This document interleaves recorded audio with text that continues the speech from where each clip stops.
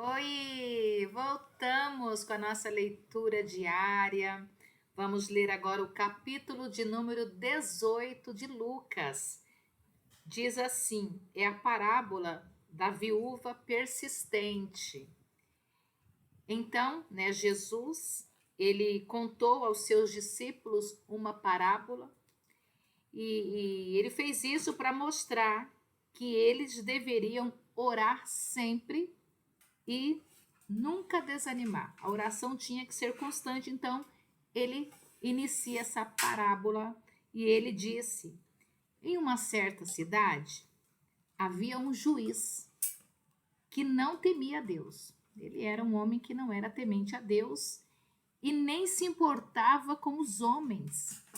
E nessa mesma cidade havia uma viúva que se dirigia continuamente a ele. Ela ia direto, ela estava sempre, suplicando. E ela dizia: faz-me justiça contra o meu adversário, julga minha causa, faz justiça. E por algum tempo ele se recusou. Ela ia e ele nada fazia, se recusou, mas finalmente disse a si mesmo. Ele disse a si mesmo: embora eu não tema a Deus, esta viúva está me aborrecendo. Olha só. Ou seja, ela estava insistindo, era continuamente. Vou fazer-lhe justiça para que ela não venha mais me importunar. Eu vou fazer o que ela está querendo, que assim ela para de me incomodar. E o Senhor continuou, né? Ouçam o que diz o juiz injusto. Acaso Deus não fará justiça aos seus escolhidos que chamam a Ele dia e noite? Acaso Deus não vai ouvir a sua petição que você tem clamado, tem suplicado? Continuará fazendo-os esperar? Eu lhes digo, Ele lhes fará justiça, Ele lhes fará justiça e depressa. Contudo, quando o Filho do Homem vier, encontrará fé na terra? Então você não pode desanimar. Você tem que ter a certeza de que Jesus vai fazer justiça. Ele vai te atender nessa petição que você está buscando, mas não desanime, não pare, continue. É isso que a palavra está nos ensinando aqui. A outra parábola é do fariseu e do publicano. Diz assim no versículo 9: há alguns que confiavam em sua própria justiça e desprezavam os outros. Jesus contou esta parábola. Dois homens subiram ao templo para orar. Um era fariseu e o outro publicano.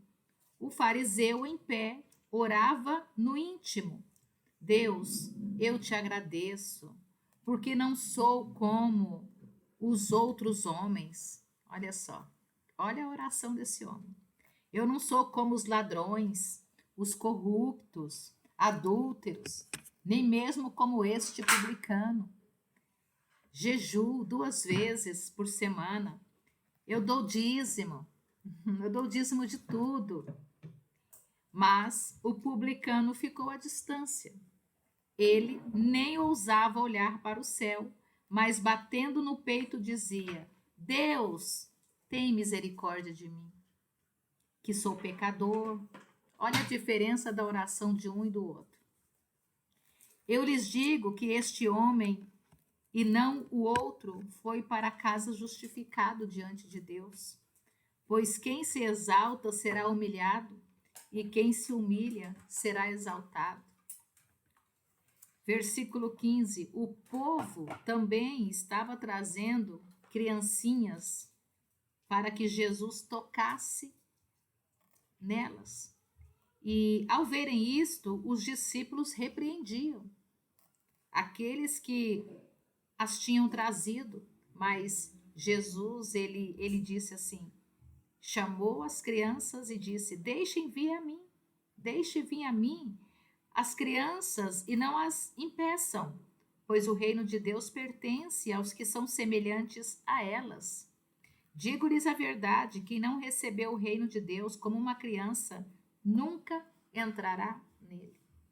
E versículo 18 vai falar do homem rico. Certo homem, um homem importante, lhe perguntou: bom mestre, que farei para herdar a vida eterna? Ele fez essa pergunta para Jesus. O que eu faço para herdar a vida eterna? Porque você me chama bom? Ele falou, bom mestre, né? E Jesus disse, por que você me chama bom?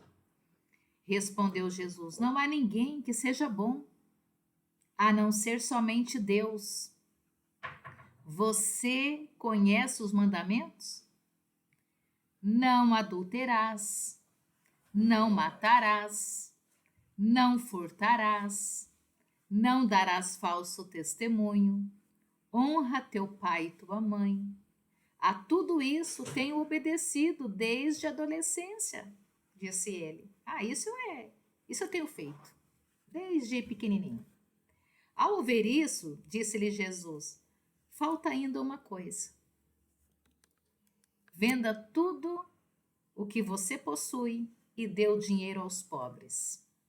E você terá um tesouro nos céus. Depois venha e siga-me. Ouvindo isso, ele ficou triste, porque era muito rico.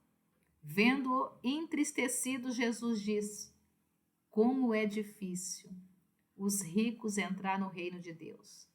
De fato, é mais fácil passar um camelo pelo fundo de uma agulha do que um rico entrar no reino de Deus. O problema não é ter dinheiro, é você ter amor ao dinheiro, ser apegado a esse dinheiro. Os que ouviram isso perguntaram então, quem pode ser salvo? Jesus respondeu, o que é impossível para os homens é possível para Deus. Pedro lhe disse, nós deixamos tudo o que tínhamos para seguir-te. Respondeu Jesus, digo-lhes a verdade. Ninguém que tenha deixado casa, mulher, irmão, pai ou filhos por causa do reino de Deus, deixará de receber na presente era muitas vezes mais, e na era futura a vida eterna. Aquele que deixa de fazer sua vontade e faz a vontade de Deus, esse é o verdadeiro discípulo. E aqui no versículo 31, Jesus chamou à parte os 12 e lhes disse, estamos subindo para Jerusalém e tudo o que está escrito pelos profetas acerca do Filho do Homem se cumprirá. Ele será entregue aos gentios que zombarão dele, o insultarão, cuspirão nele, açoitarão e o matarão. No terceiro dia, ele ressuscitará. Os discípulos não entenderam nada dessas coisas. O significado dessas palavras lhes estava oculto. E eles não sabiam do que ele estava falando. Versículo 35 vai falar de um cego que recupera a visão. Ao aproximar-se de Jesus, de Jericó, um homem cego estava sentado à beira do caminho pedindo esmola. Quando ouviu a multidão passando, ele perguntou o que estava acontecendo. E disseram-lhe, Jesus, o Nazareno, está passando aqui. Então, ele se pôs a gritar, Jesus, filho de Davi, tem misericórdia de mim. Os que iam adiante o repreendiam para que ficasse quieto, mas ele gritava ainda mais, Filho de Davi, tem misericórdia de mim. Jesus parou e ordenou que o homem lhe fosse trazido. Quando ele chegou perto, Jesus perguntou-lhe, o que você quer que eu lhe faça? Jesus, eu quero ver. Respondeu ele. Jesus lhe disse, recupere a visão. A sua fé o curou. E, imediatamente, ele recuperou a visão. E seguia Jesus glorificando a Deus. Quando todo o povo viu isso, deu louvores a Deus. Como é maravilhoso, né? ver os milagres de Jesus. Eu também sou um milagre. Eu também fiz o que este homem fez. Eu fui atrás de Jesus. E mais ou menos umas 3 horas da tarde, quando ninguém podia fazer mais nada por mim.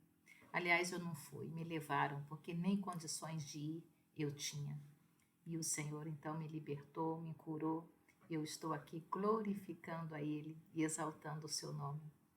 É maravilhoso servir o Senhor. Se Deus quiser, nós vamos continuar com a nossa leitura e eu volto com o capítulo de número 19. Que Deus abençoe.